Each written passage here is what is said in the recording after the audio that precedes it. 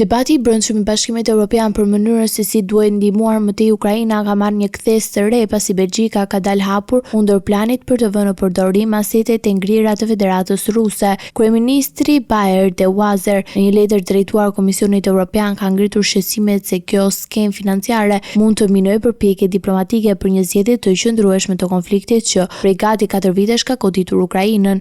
Sipas tij, përdorimi i rezervave shtetërore të një vendi në kohë lufte përbën precedent në historinë ndërkombëtare dhe tradicionalisht këtë çështje trajtojnë vetëm në marrëveshjet pas përfundimit të konflikteve. De Wazer nënvizoi se kreditimi i Ukrainës me fondet e ngrira ruse do të krijonte tensione të reja dhe mund të komplikonte çdo negociatë të ardhshme për paqe. Plani propozuar nga Ursula von der Leyen parashikon që rreth 140 miliardë euro të rezervave të bankës qendrore ruse të përdoren për mbështetje buxhetore dhe ushtarake për Kievin, por pa votën e Belgjikës që menaxhon pjesën më të madhe të këtyre aseteve. Rreth 185 miliardë euro të administratës nga Euroclear, iniciativa nuk mundet të ecë përpara përveç këtyre, edhe rreth 25 miliardë eurove të tjera mbahen të ngrira në vende si Franca dhe Luksemburgu. Qeveria belge ka theksuar se për të mos krijuar pabarazi, kombet e tjera që zotërojnë pasuri ruse përfshirë SBA-n, Kanadan, Japoninë dhe Britaninë duhet të bëhen pjesë të planit të përbashkët. Për momentin diskutimet mbeten të hapura për qëndrimi i Brukselit ka vënë në pikpyetje afatin dhe mënyrën e përdorimit të fondeve të ngrira për të mbështetur Ukrainën.